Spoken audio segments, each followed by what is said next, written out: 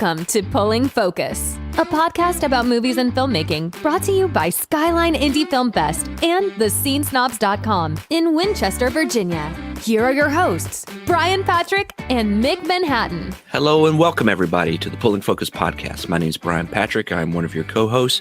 I'm joined today, as always, by Mick Manhattan, the scene snob himself. How's it going, Mick? I'm doing great, buddy. How you doing? I'm doing very well, very well. I've taken this big long break from movies sort of accidentally because I got totally wrapped up in Battlestar Galactica and finished it, and the miniseries and the plan or Razor and Caprica. So I love it because it's the whole thing they put together, that whole universe was just fantastic and perfect for the time. Yeah, is really good, and it holds up really well. The only complaint I had to sort of calibrate myself for handheld shaky cam because it was all handheld shaky cam. It's so weird to me because we talked about it a little bit last week. Not wanting to watch movies, but having taken a break because you were on vacation, and like I was on vacation from doing any type of like broadcasting, right? And I had my first go of it in like 2 weeks last night on a show, and I was just like, this is weird. I don't know what's happening. I was on a live show and I'm just like, and then like today when you sent me the message last night, hey, are we recording today? I'm like, yeah, of course. But I'm like, it's like, what do I do with my hands? Like that works in so many things, doesn't it? It really does. I have a physical after this show, and I'm just gonna be like, I don't know what to do with my hands. Movies, I've been a little light in the movie department lately. I've been watching more shows. Yeah, me too. And kind of focused on that. Like I just finished this week's Falcon and the Winter Soldier. Started watching the new Invincible TV show, which is based on the comic book Invincible. You'd really like it. It's an animated show, but it's really well done. I like a good animated show. Yeah, it's a bloody and gory. You know, it's straight up like the comic, but yeah, it's so well done, and it was such a great comic run too. And it's still going on, but I haven't read it in years. But like for a long time, like I was just so happy when Amazon announced they were doing it. Yeah, that's cool. I'll check it out. My daughter told me of a new anime last night, the House Husband of something or other. So it's his former Yakuza boss, right? And he's as intense as a Japanese anime Yakuza boss might be, but now he's a house husband and he takes his baking like really serious. I love it. So just on that description alone, I'd got to cue that up and watch that. That sounds fun. That's awesome. My struggle with the movies was because I'm still doing this 365 and 365 self-imposed challenge. But the struggle was I was watching 2 or 3 movies a day, sometimes like on the weekend, late into the night, early into the morning. I was watching 5 movies a day. And my appetite for older movies isn't that great. So I started watching, as you know, the Marvel series, and I'm up through Age of Ultron. So I'm ready to watch Ant-Man. But then I started watching these other movies that I'd heard mentioned or came recommended through the streaming device or whatever. And if you just stand back and take a broad look, they're all the same. Yeah.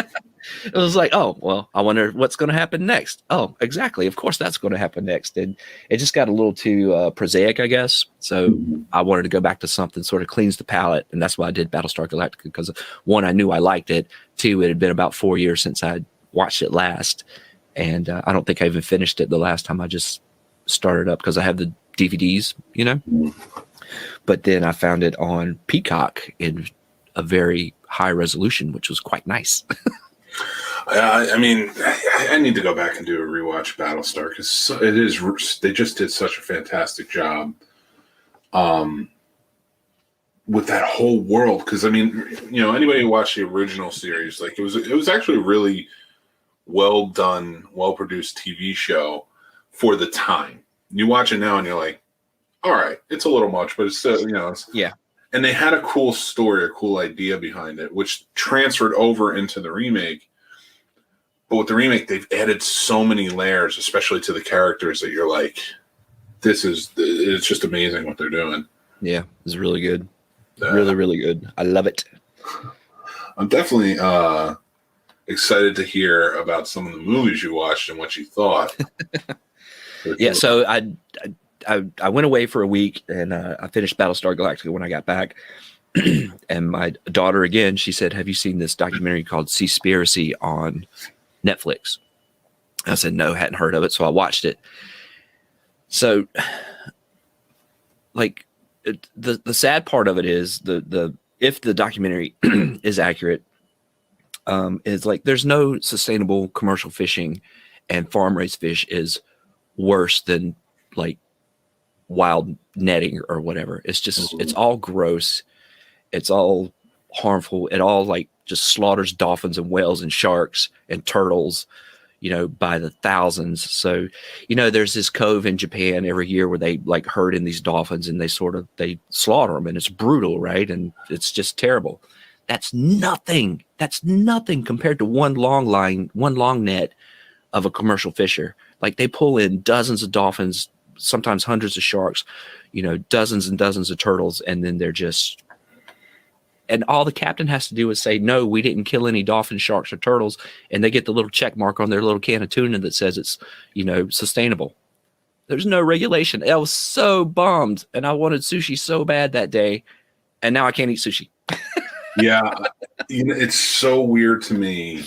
Like I didn't watch that, but I was watching Last Week Tonight with John Oliver, and he had mentioned that like they were talking to other scientists about it and like what's in fish, what they're finding in fish and such. And I listened to it. My wife and I were watching it. We were just like, yeah, we're done. We're not eating fish anymore. Like, and I love fish.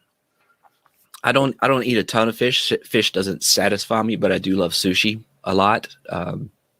So I don't, per the documentary, the only way to combat the commercial fishing is to decrease the demand. So I don't eat a lot of it anyway. Yeah. But man, there's nothing is safe. And you can't cancel your food, like I still eat meat. I try not to eat a lot of red meat for health reasons, but the cattle industry and the hog industry, the pork industry, the chicken industry, it's all just so industrialized and gross. And I wish I could be a vegetarian, but I think I would die. So now I just have to live with guilt. I will tell you, I haven't fully given up meat, but more and more I am, and it's been a process. And it's generally like I've given up a lot of like red meats. I was sticking to fish a lot, and even kind of giving up chicken and such. But yeah, for this filmmaking podcast, I'm going to tell you exactly how I eat. I will tell you, I've been going more towards a vegan diet, more vegetarian than anything, but like I've been eating a lot of vegan things, and I've been loving it. Yeah. And it's made me feel better. I've lost weight doing it. So I have been enjoying it a lot. I started last year, and then I've still been slowly, but now I'm like kind of really trying to get the weight down. So like I've been sticking to it a little bit more hardcore. And I will tell you, I do feel more filled than when I eat crappy, greasy stuff. I can believe that, because crappy, greasy, deep fried, all that stuff. I ate a lot of that when I was on vacation, just because that was what's available in a big touristy town. And I felt like garbage. I don't eat a lot of that stuff here at home. So yeah, I can appreciate that. But yeah, so again, I've got this physical today, and I want to talk to him about my diet, because I would like to feel better. I need to lose a little bit of weight. And this movie brought a lot of concern, because my doctor has said for years, you need to eat more of a Mediterranean diet, more olives, more, olive oil, things with olive oil in them, seafood. And I was like, well, seafood's not a winner anymore. Now what? Yeah, it's a lot of salads and such. I think you'd really like, I don't know, you've lived in Japan, didn't you? Yeah. I think you would enjoy making your own sushi that doesn't have fish in it. That sounds terrible. Actually, making sushi is kind of fun. It's a little therapeutic. I learned how to do it in college. There was a Japanese girl in my class, And she, we had this whole thing in one of our classes for kind of doing a presentation of something that we know how to do. Yeah. And she was really good at making sushi. So she taught the class, and I took to it and I kind of dug it. So every once in a while, I'll do it. I haven't done it in a while, but every once in a while, I'll do it. And I generally don't put fish in there. I make it. Yeah, sushi isn't necessarily raw fish. Like, no. So people don't understand that, I guess, and get a little wigged out about it. But a lot of the fish is cooked, or at least frozen long term to kill the microbes. But it doesn't have to have a fish protein in it. It can just be vegetables for sure. Yeah, I mean, I would only say just because of knowing you personally, like either taking up something like making sushi or Tokyo drifting would probably be in your wheelhouse. All right. So what I don't need right now is another hobby or to watch the Fast and the Furious. Fair enough. Yeah. So anyway, that movie, I thought it was going to be like a Blackfish type of documentary, because the guy started out talking about sea parks and how he loves whales and loved the ocean and all this other stuff. And then it sort of went into the plastics and how they're finding, whales and dolphins and porpoises, porpoise, I don't know, are washing up, but their bellies are full of plastic and stuff. And it's sad and disheartening and stuff like that. But it goes into what the majority of the plastic in the giant plastic patch in the ocean really is. And it's not straws, go figure, or tampon applicators or plastic bags. It's commercial fishing gear, nets and buoys and ropes and all this other stuff.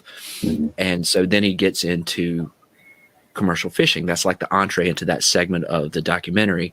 And then it's just how fucking bad that is and how corrupt. And it's just, they had, the Sea Shepherds. Did you ever watch Whale Wars on Discovery or whatever it was? No, I've seen The Cove, though. The one that got Fisher Stevens his Oscar. Yeah. Yeah. So The Cove is that Cove I was talking about in Japan just a few minutes ago. That's the Cove, okay. The Sea Shepherds. So on the show Whale Wars, they look like nut jobs. Like, it's like, how can they be in charge of this ocean going vessel? How can they be, responsible enough or trusted to go down to the Arctic Circle and like ram ships and stuff like that? It's like, you get the sincerity of their mission and their passion for the mission, but they look like wackadoos. This makes them look completely reasonable.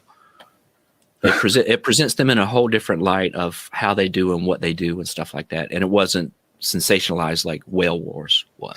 It's funny you mentioned that, and kind of switching gears a little bit into documentary and like just the bias that can come with it, or the activity, and how you can make one person or group of people or make their stance look so crazy, and then immediately reverse it in something else and make them look like heroes. It's so crazy, the propaganda train that kind of works in that way.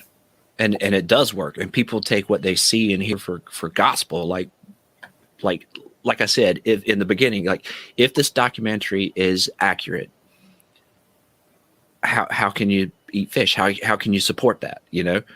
But at the same time, maybe he's a little biased. And maybe there's another documentary out there or some. I don't know.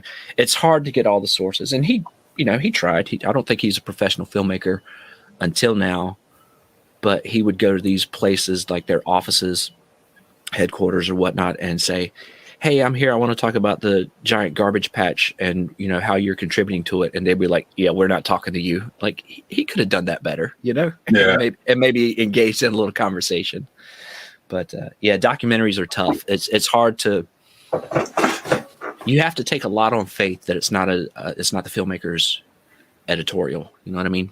Mm-hmm. Oh, for sure, absolutely. And there's so many documentaries you can kind of go that's very one-sided in that. And I always find it's kind of like with anything, when you watch documentary, if you're watching something wanting to learn about this, like Game Changers was a big way for that for me, which was a documentary about not the Disney show with Gordon Bombay coming back to teach a new group of kids. I'm talking about, it was a documentary of athletes switching to a more vegan lifestyle and how it's helped them in their athletic lives. And it's very biased towards a vegan lifestyle.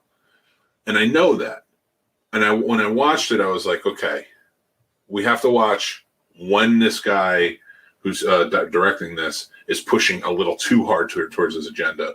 Right. But you can still listen to what other people have to say, and like I think that's the key to successfully enjoying any good documentary is just be willing to notice when they're pushing their agenda a little hard. It's still their documentary, it's still their vision, so of course they're going to push their agenda hard. And then go out and look at other stuff that you want to learn about this particular thing. That's it, but people are lazy. Oh, 100%. Well, you and I are YouTube feeds. We love our YouTube, man. Yeah, I do. And I read Reddit all the time, and you have to take all of that with a grain of salt. All kinds of blogs. Do you remember Squidoo? I do. It was you do Squidoo. How do you Squidoo? So it was a giant writing like HubSpot or HubSpoke or whatever it was way back when. So you could just write these long, detailed articles. Well, not me. I could go read them though, and they would get a little something for me reading it or whatever. But I love stuff like that. I love deep diving, not journalism, but keen interest. Let's call it keen interest because nothing on YouTube is journalism. Nothing on Reddit is journalism. Nothing on Squidoo was journalism. But it could uncover a little something that you could go research a little further and stuff like that. And I love doing that. I love going down the rabbit hole. So, stuff like that is always just fun for me too. Just kind of learning. Yeah. So anyway, Seaspiracy, I think is a really good documentary. I do think it's a little leaning in one regard, but it's definitely worth a watch. And I can't cancel sushi. Sorry, I'll eat less, but I'm not going to not eat it. Yeah, that's but you always hear stuff like that, like and again, like you said, you just got to do your research about what you want to do. Yeah. So. Another movie I watched Sunday night, 4 nights ago. I watched My Fair Lady for the first time. I'm so surprised by this. I had no idea that you'd never seen this movie before. Never seen it before. And there's a couple of versions of it, I think, if not many versions. But I watched the one 1964, I think, with Audrey Hepburn. Yeah. And I hated it. Of course I hated it. Of course you did. Of course you did. I hate Sound of Music. You hate My Fair Lady. And we like them vice versa. Yeah. What did you like about My Fair Lady? It's such a sweet story. And you know what? They're not hiding behind tombstones with Nazis 10 minutes left and then completely abandoning that plot line. There's actual storyline all throughout the entire thing. Yeah, but here's what I think the storyline is. A pompous, rich gentleman who's a misogynist and elitist says he can take a gutter snipe and present her as royalty because he has that kind of power. I don't like the story because of that. I didn't like any of the songs, and there were way too many songs. I love those songs. They went on and on. They were too long. You're making me mad because of the whole Sound of Music thing. I'm like, those songs are too long. Those songs are stupid. I didn't like it. I didn't like it at all. There's no redeeming quality. And I put it up on Letterboxd because I had never seen it before, so I added it to my list. And my friend Alan said he basically called me an asshole. Thank you, Alan. In a loving, constructive way, but he did call me an asshole. Let's see. I will tell you this. You bastard. Now, you probably liked the non-musical version, didn't you? Called She's All That. Is that one of those teen movies? Yeah, that was with Freddie Prinze Jr. Yeah, I didn't see that. It's basically a remake of My Fair Lady. They make a bet that he can turn the geekiest girl, which happens to be Rachel Lee Cook with glasses and her hair in a ponytail. Yeah, I saw that. Yeah. That was forgettable. Clearly. I love My Fair Lady. I think it's such a fun little story. Like, she warms his heart. He not turns her into something, but like he shows her a different way of life, you know. And I just always loved it. I always thought it was like a cute, fun little story. Wasn't it like 3.5 hours or something? It's a long ass movie too. Do not tell me you love that Sound of Music crap and then complain about the length of the movie. My friend Alan said, I'll read you my review. It's very short, about My Fair Lady, 1964 with Audrey Hepburn. This is the most drug out, gratuitously long, overacted piece of garbage I've ever seen. I wish I could give it negative stars. And Alan says, wait, what? One of the most beautifully lush Hollywood musicals of all time, garnering pure hatred. When I watch it, the time flies. And I said, I love you for it. He said, sarcasm noted. It felt like, and I don't know which came first, but it felt like they were trying to make Audrey Hepburn her character. I don't even remember her name. Eliza into Mary Poppins or something without the magic. And it was just not good, man.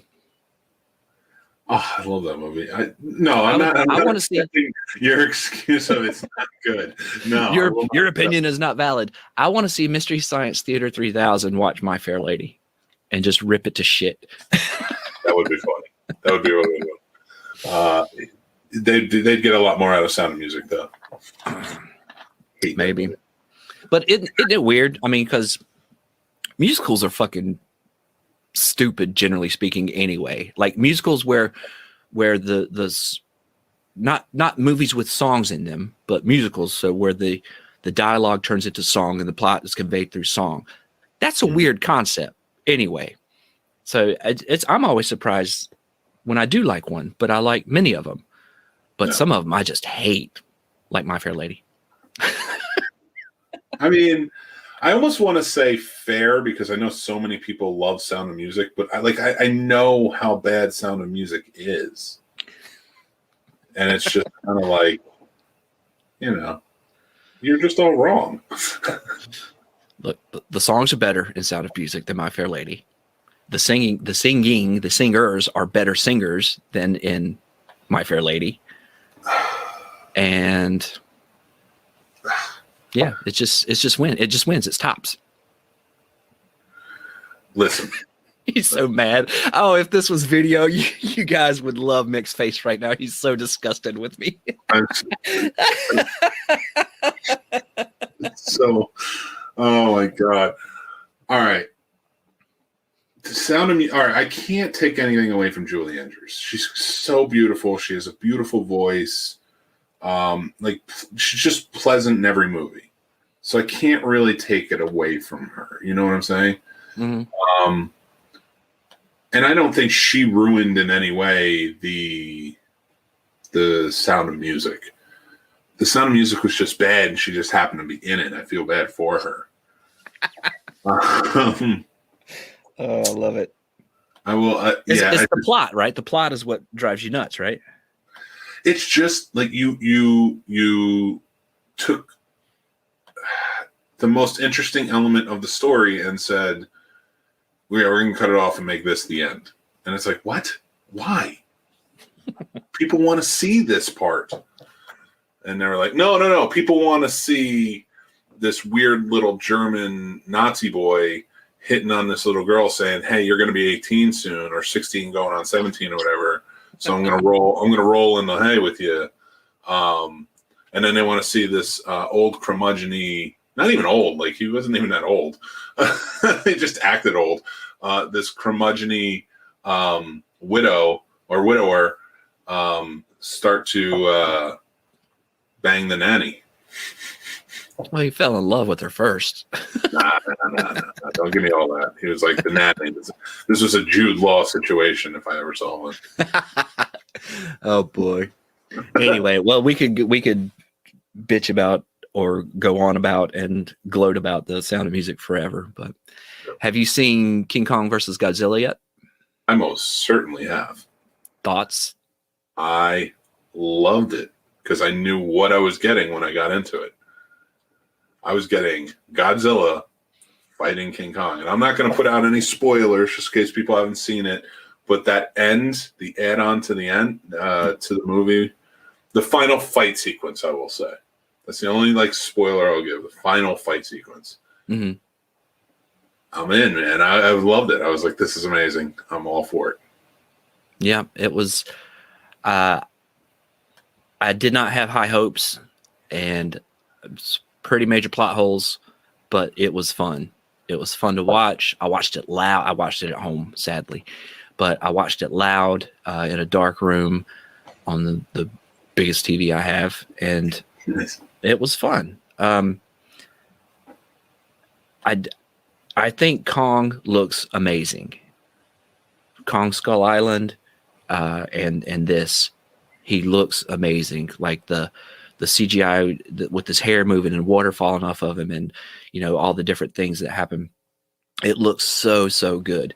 I have not liked the way Godzilla has looked since 1998 with Matthew Broderick Godzilla or whatever. I don't like that change in the monster.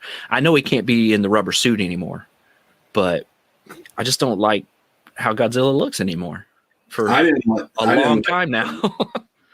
98 sucked. 98, they tried to make it look like the T-Rex from Jurassic Park. Bit. Yeah. I like the Godzilla now, because the Godzilla now, all of the creatures really now fit the time, fit the visual effects that we have available for it. I think the Godzilla now is badass. I love him. Yeah. And how did Godzilla and Shin Godzilla look? I haven't seen that. Very similar to the old school way, but a lot more badass. So like, so they've done a really cool job, kind of updating the look over time, where it could still look like what you saw in the older movies, but a little more badass. And if you haven't seen Shin Godzilla, you should, because it's probably the best Godzilla movie out. Oh, damn. Ever. Yeah, it's really good. And I love all the Godzilla movies. I even love the one where he fights pollution. Like, I can't remember the name of it. It was in the 60s or 70s. But he fights the pollution blob thing. I'm all for it. Like, so Godzilla, like, I'm in. Like, whatever you want to do, I'm all for it. But I used to watch those at my cousin's house. He had a 16 millimeter projector and reels and stuff, and we would project them into the closet, and like try to get the room as dark as possible. We'd just be sitting here watching. It's like Godzilla, and he had a miniature set of Tokyo, and it was probably 6 feet by 6 feet. And every time I would come over to visit, Godzilla would be somewhere else and something else would be tore up or whatever. So he was definitely trying to make a stop motion movie or something, and just not telling us. That's so cool, man. Yeah. I love this. I've actually been teaching my kid, watching videos and stuff for him to learn stop motion, because he's very interested in the filmmaking side of things. Yeah. Legos are the best in the world for that. Yeah. That's what I told him. I was like, you have all of these Legos. I was like, make a Harry Potter movie. You got every character and house and such from Harry Potter. Go crazy, make a movie. Yeah. So he's kind of getting into it, and hopefully we'll see some fun stuff. But stuff like that, and he loves the Godzilla movies too. He even loves the old ones. He sat down and watched the original Japanese version in the movie theater and read along and just had a great time with it. Cool. A couple of years ago. And he was 7, and he was like, I'm in. This is everything a boy wants in life. So it's stuff like that. I really dig, that it's still alive for so many people to go and witness and watch. Yeah, I don't think they're ever going to stop making Godzilla movies. So, now with I think Godzilla versus King Kong has been received so well that there's going to be more. Yeah, for sure. More Kong and more. Godzilla's always going to go on. Now King Kong should always go on. I want a sequel to this, but ultimately, what do you think about not what the look is, mm-hmm. but what they're doing with the movies? Do you like the new take that they have going on with the new Godzilla King Kongs? I guess it's a big action movie. I haven't seen a big movie in a long time, because of global conditions at the moment, stuff like that. So I think they pulled the trigger with this one. Mm-hmm. And I think it worked. So I think movies, especially now that the vaccine's rolling out, stuff like that, I think, these movies are going to be done being pushed back and stuff like that. But I think this was the first, what would have been a summer blockbuster probably, that's come out. Did really well. It did really well. It's still doing well. And it was released simultaneously on HBO Max. So that says something too. All those big monster movies and stuff like that, you can't pay too close attention to the story, because they don't address any of the, people in the buildings, and they tore down all of wherever, Hong Kong or whatever the hell they were, where I think 700 million people live. A few people got stepped on. They didn't address any of that. So there was no sort of human aspect to it. It was just like the kids and the guy and their dad and the bad guy. Who was he really a bad guy even in this one? I don't. Were there bad guys? I think that company, the Apex company, and what they built that was revealed in the end is the bad guy. But it's almost like a Thanos type of situation where you're kind of like, I kind of get it though. Yeah. I understand why. A little misleading. I'm stumbling around because I don't have an answer to your question. Move on. Okay, fair enough. What else have you watched, Ron? But no, seriously, what do you mean? Like, what do I think about where the movies are going? Like, but not how they look. I don't know exactly what you mean by that. I was trying to land on it. Not liking Godzilla's look. That aside, like, how do you feel about these movies? Do you feel like they've been good? Do you feel like they're living up to the legacy of what Godzilla was and King Kong and such? Yeah, for sure. For sure. Kong Skull Island was amazing. I thought that was great. It was, isolated on the island, so there wasn't a giant human story to really consider or whatever. I don't like the way Godzilla looks, but, comparing them to the older movies, visual effects aside, those other movies were just like fun because there was a monster in it. They weren't good movies outside of, a generation of people our age, my age and younger, I guess older than me too, because they've been around for a long time. Watching shit get tore up. What's not great about that? That's legit, honestly. So they're maintaining that for sure. Let me ask you this then, because the Transformers movies widely get panned, even by people who go see all of them. They widely get panned as like these just stupid, storyless movies, but then you go to like the kaiju type movies with the Godzillas or the Pacific Rims, and people are like, "This is amazing. This is exactly what I want." And it's like they're short on story too, like what's the difference? What stands out? I don't see a difference between them really. I don't enjoy the Transformers movies, and I'll tell you exactly why. I can't see their faces. All right. That's serious. When Optimus Prime covers or whatever, I'm like, where do I look? Where are his eyes? Where's his face? Where's his mouth? Like, I don't know where I'm looking at. And I haven't seen very many of them, but I think it was the first one. There's this small transformer like in the house, and he like turns into a toaster, and then he turns into a blender, like he's sneaking through the house. That was cute. I enjoyed that. I like explosions. I think people just hopped on the let's hate on Michael Bay bandwagon. And I don't get it. Those movies are no different to me, better or worse than Godzilla versus King Kong, which people are loving, or Pacific Rim, which people are loving. Yeah, I don't understand the Michael Bay hate because his movies still look very pretty. I don't understand why people hate him so much or think he's a hack. I'm like, your movies are pretty, and you tell the stories you want to tell. Like, I'm not going to watch Armageddon thinking I'm watching a Shakespeare play. Mm-mm. So I'm okay with it. And he always gets like fun actors in it. Like I like the Six Underground he did with Ryan Reynolds. Six Underground was ridiculous. I loved it. Yeah. I mean, but then like, and people will hate that because Michael Bay's name is attached, but then they'll watch Fast and Furious and be like, these are great. And I'm like, It's the same thing. Yeah. I almost wish Michael Bay would make a movie under a pseudonym, and just, you know how authors will write a book that's a complete detachment from what they're expected to write, so they do it under a pseudonym. I wish he would make a Michael Bay movie, but under someone else's name and release it.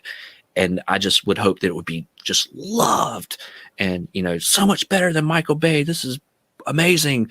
Oh, by the way, it's Michael Bay's movie. You know, Oh yeah, that would be incredible to me.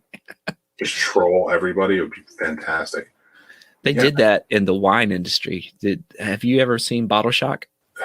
I've heard of it. I don't remember. Oh, was it a documentary? Nah, Alan Rickman's in it. I think it's based on true events or whatever. But they basically set up these cheap garbage wines in front of these wine snobs, professional wine snobs. And, you know, they were rating them and calling it this and all this other stuff. And they were just dead wrong on every aspect of it. And so that just let you know that wine aficionados or sommeliers or whatever are full of shit. They really are. Yeah, I can't argue with that at all. Like, all that whole industry, I'm sorry. No. But it's like anything. Because even I find like movie reviewers are full of shit. I don't watch reviews or listen to them. I work really hard not to. And I'm not saying I'm not full of shit when I do a movie review, but at least like. No, you are. Oh, I absolutely am. But I'm like, I try not to do them as much, but when I do them, like, I'm trying to incorporate people who actually have a personal feel, not filmmakers, like just people who are connected to it. Like when we did Soul and I had my buddy is a musician on, I'm like, I want, he's also black. So we talked about black culture in the movie. So I'm like, I'd rather know what people think about that than what I think. Yeah. You know, I get that. It's just so hard to do reviews, and I worry that I won't be informed enough, or I don't have enough of a background to make a solid case to support my opinion or whatever. And plus, it's just so subjective. Why put yourself through it? You know, I get called an idiot enough every day anyway. I'm not going to put something out there and say this is great, and so other people can call me an idiot or worse.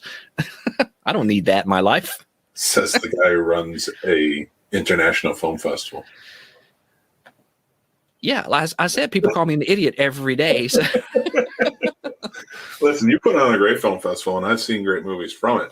So I think there is something to people showing what they appreciate in terms of any medium, not just films. Yeah. You know, so I mean, and it's okay, but I think like almost like the art world. Like right now, by us, we have the Shenandoah Museum. They're doing Norman Rockwell. Mm-hmm. You know, they appreciate Norman Rockwell. They're putting up his art. People like me love Norman Rockwell. I love his paintings, but I understand it's not for everybody. And some people are going to be like, that's stupid. I don't like it. It's not for you. You know, yeah. So I feel like that's the type of reviewing almost. Like it doesn't have to be in your face, but it's almost like we appreciate this and we want to put it on display. Yeah. You know, unless it's Nazi memorabilia, then you're an asshole. Yeah, I don't get that. Yeah, I do not understand that at all. The only thing I ever thought was badass about it is my uncle had a Nazi dagger, the one they all had to carry on them, and it had the swastika and the eagle and everything on it, and he hung it on his wall. And I never understood it because I'm like, that's bad, right? Indiana Jones says they're bad. Yes, he does. In 4 movies, he says they're bad. Well, 3 movies. 3 movies. Then the commies are bad in the 4th one. Yeah. So, and I just never understand. I finally got a little older. I asked my dad, and he was like, "Yeah, he killed a German and took it." I was like, "Yikes!" All right. I was like, all right, I get it then. I was like, that I understand. At least he fought them in that sense. Yeah. Yeah. I don't know that I could look at that every day and be reminded of that, but you know, people do.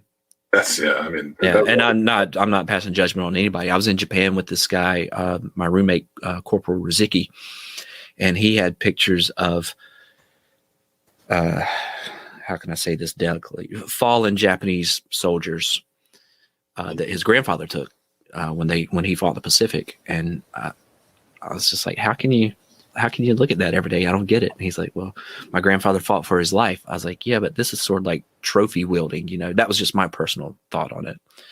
I grew up with lots of Vietnam vets, and when I was a little kid, I was fascinated by war and the idea of war and guerrilla warfare and jungle warfare. And I remember I point blank, I was about 11 years old, I think. And I asked my uncle outright if he had ever killed anybody. And my dad lost his shit. And I think rightfully so. Now, again, my dad knows his brother a lot more than I know the same person as my uncle and what he went through. And maybe that was going to be a trigger for my uncle, but like I wanted to know. But then but that incident gave me the, I don't know. I sort of see it as common sense of not to inquire. Now, oh yeah, I mean, I was always told that too. It's just like, don't ask questions. Right, but whereas you said it was your grandfather's dagger. That was my great uncle's dagger. Okay, he and my grandfather were stationed together. Oh, okay. In the same infantry unit. That's got to be doubly hard. Yeah. Well, okay. So here's the weird story about it. They both grew up in the same town, 2 blocks apart, or same city, 2 blocks apart from each other. They both knew the same people. They had never met until boot camp. Oh, really? Yeah. And here's how it's connected. And one's my uncle. So my grandfather ended up marrying his sister. Ah, okay. And my uncle ended up marrying my grandfather's sister. So, and it's so like, it was so strange because I was like, they grew up 2 blocks away from each other and met in South Carolina. Right.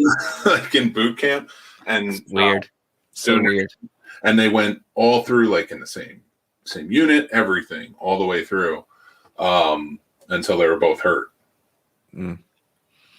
So like, it's crazy to me. Like, the weird connections you get in that sense. Like, yeah. Well, I mean, big groups of people, there's always a common thread somewhere, right? So bringing it back to Skyline, last Skyline we had in person, 2019, a filmmaker who's come here a lot, Tawny Sorensen, met another filmmaker whose name I can't remember right now, and they live on the same block in New York and have never met until they came to Winchester, Virginia. That's awesome. That's crazy to me. Like, the idea of not knowing who lives on your block is insane, but I don't know what kind of skyscraper they live in or walk up or apartment or whatever else. I mean, a block in New York is not a block in Winchester, Virginia, Oh, no, for sure. Yeah, you can live a block away from somebody and never know them their entire life or never see them. Yeah, absolutely. But yeah, I don't know, man. It's little things like that are always crazy. And when you see them in movies, it's almost unbelievable. And then you hear some of these stories in real life and you're just like, that's truly insane. That's amazing. Yeah.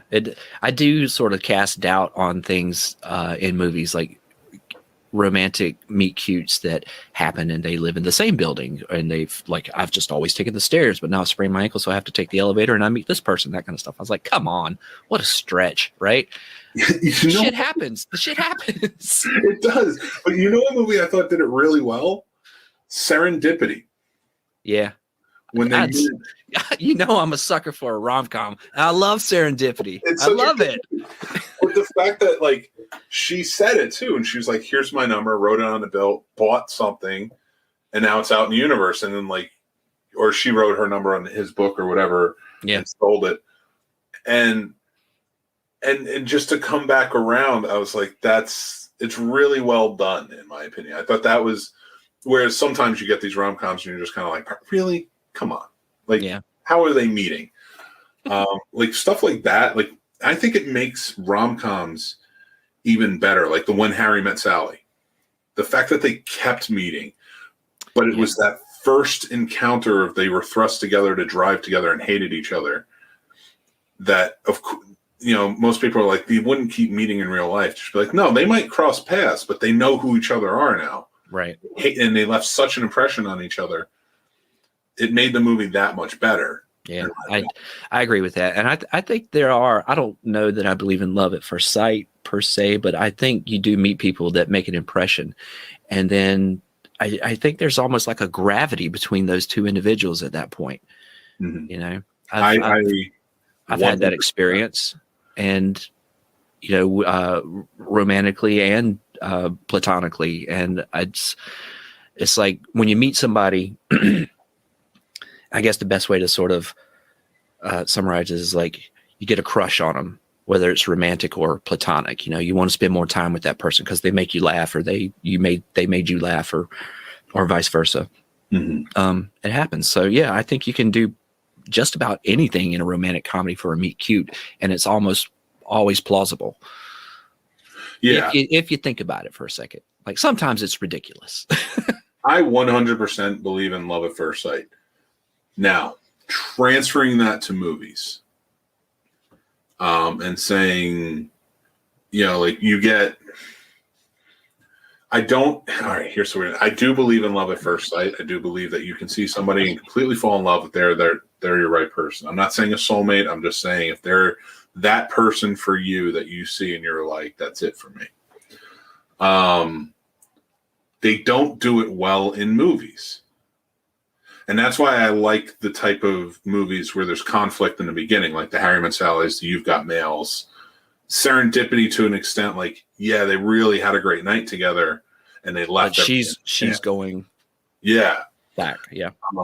I don't like it where Big Fish did a great job with the love at first sight. Oh, so good. And I just watched that the other day. Oh, man. That just tears come down your face. And it's such an amazing movie. When I say watch it, I should say I watched it again. Yeah. We've talked about it on the show before, but like Big Fish does a good job of it. But then they have like these formulaic romantic comedies where they're just like the music swells up and it's amazing and they see each other and nothing could go wrong. And it's like, you know, stuff needs to go wrong for this to be a good movie. You know, another one that did a really good job with it was... I do. It's called Notting Hill. I didn't like Notting Hill. I wasn't a huge fan of it. I dig it. I like it a lot. I didn't like their chemistry together. I liked him a lot in About a Boy. See, I didn't like About a Boy at all. Listen here, Patrick. Please calm this down, all right? I'm not being hard to get along with. I didn't like it. All right. So I was going to say Princess Bride, but sure. Princess Bride is good. Because it was, as we all know. Who doesn't like the Princess Bride? But it was love at first sight for him. It wasn't for her. Mm-hmm. I liked that. I liked that aspect of like, he just had to work at it. You know, he had to chip away and then she realized like what he was. And I mean, of course, that is a huge jump, but it's a big fantasy movie. It's a fairy tale. Exactly. But it's a good one. Yeah. We need to one day sit down and just discuss the best fairy tale movie. The Princess Bride wins. That's so fair. It's a battle. It's a battle for second place now. Oh, we're gonna have to do a bracket one day. See what happens. A very, very good play, musical, and a pretty high ranking musical feature film for me is Into the Woods. I didn't mind the play. I've seen it a few times. I've even actually worked on it, but I didn't love it. And I did not like the movie. No, not at all.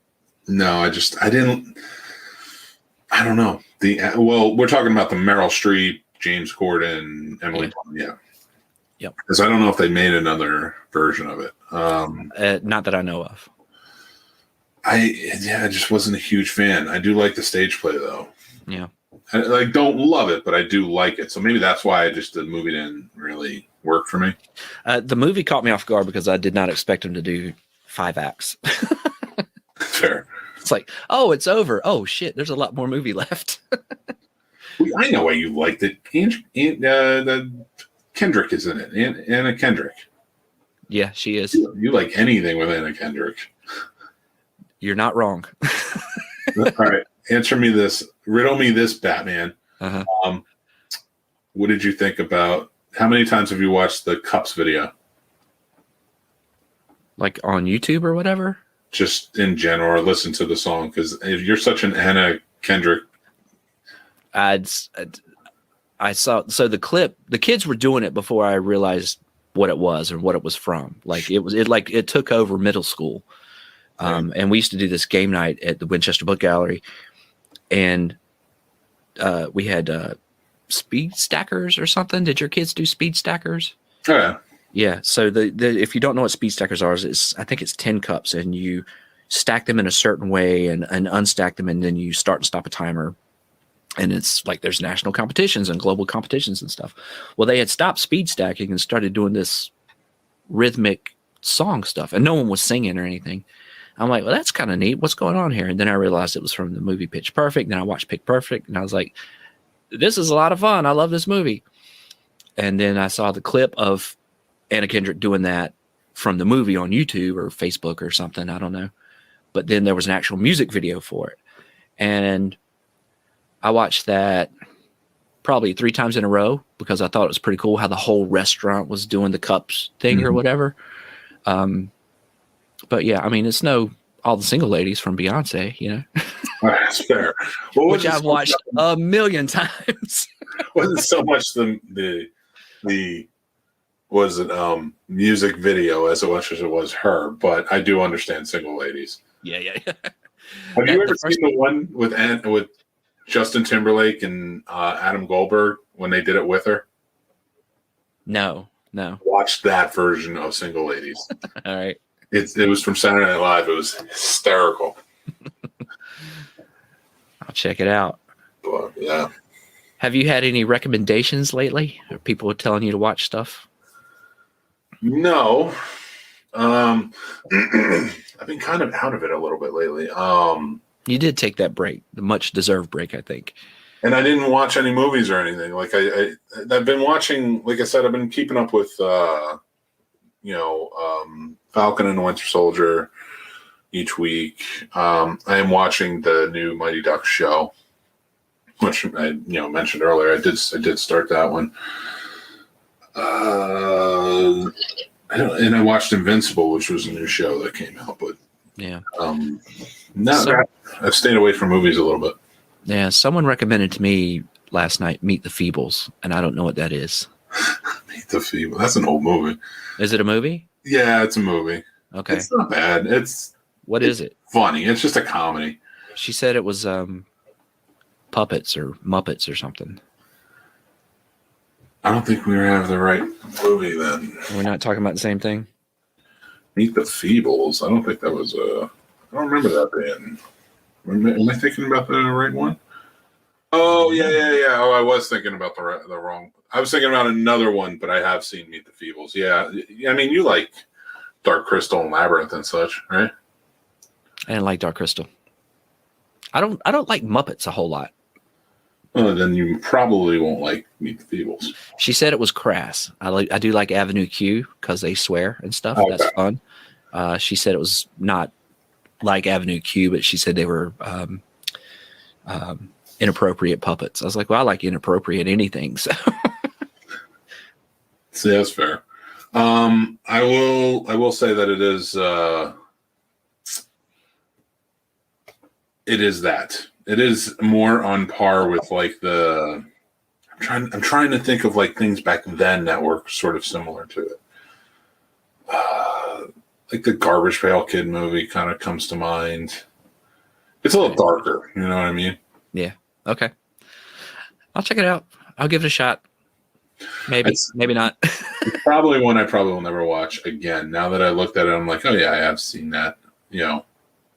Oh no, breaking news. What? DMX passed away. Oh no. That sucks. Yeah. X gave it to me, and I will always appreciate him for that. So you heard it here, folks. Next Tuesday. You heard it here first. Next Tuesday. Yeah. We heard it first. 5 days later, you get it. 3 days later, however many days later it is. As we recorded, so I just want to stick this out there. I'm feeling a little off. I just hit the mic. Sorry about that. We recorded our show 2 shows ago on time, and then I was going away for a week, and we didn't want to skip a show, so we recorded on a Friday and then on a Sunday. And then I couldn't upload the show while I was away, so it showed up late, the next show. And now this show is happening. So it's been like 13 days or something, 12 days since we recorded. I haven't been on mic. I haven't watched any movies. I've been coughing like mad. I'm sorry I'm off, everybody. I'm sorry I'm off. You were not the only one, sir. Like I said, this is like the second thing I've recorded in a week. No, 2 weeks. Yeah. And it throws me off a little bit. I'm sitting here and I'm like, what do I do with my hands? What do I do with my hands? Like, that's the best analogy. What do I do with my hands? So anyway, I apologize for talking in the circles and going on and on about commercial fishing on this filmmaking podcast. But I want to hear from you guys. Like we talk about recommendations a lot. I want to hear recommendations from you guys listening. Like, tell us what to watch. What do you think? Or want to hear our opinions on? Yeah, I'd love to. I got the rest of the year to watch movies I've never seen before, so send them to us. Let us know. You can tell us in the comments on the show, on anywhere you get your podcasts. You can email us at pullingfocuspodcastshow@gmail.com, Instagram, Twitter @PFP Show. We'd love to hear from you. Yeah, movie recommendations or critique about how rusty we are on this show. That's fine too. Yeah, tell us we're assholes. We love it. We also broadcast on the Scene Snobs channel every Wednesday night at 6 p.m. So you could probably check out this episode next. Then we're going to do our Jeff Scoville interview, which was amazing. I love that one. He was so fun. Yeah, he had a lot to say. So put together. But yeah, I'm not doing you do the outro. You're a lot more put together than I am. I've been on the road for like 4 days. That was out of the blue completely. So I started doing the outro and I'm like, nah, I'm not doing this one. Oh, God. I'm Brian Patrick for Skyline Indie Film Fest. That's Mick Manhattan from thescenesnobs.com. Oh, listen, rate, review, subscribe, tell your friends, hug your grandma. Be nice to everybody. And take down the Nazi memorabilia. Don't hang Nazi memorabilia. Bye.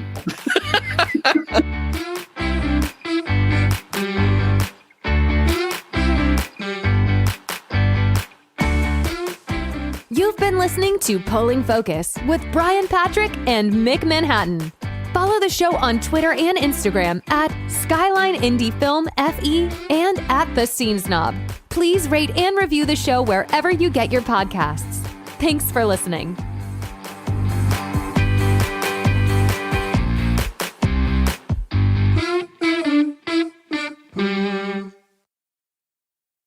And that's our show, everybody. Thanks for listening or watching, wherever you're checking it out. This show is brought to you by our sponsor, Manscaped. Go check them out. They are saving our balls, and they can save yours too, or somebody you care about. It's a pretty awesome device, so go check out what they got, the Lawnmower 3.0.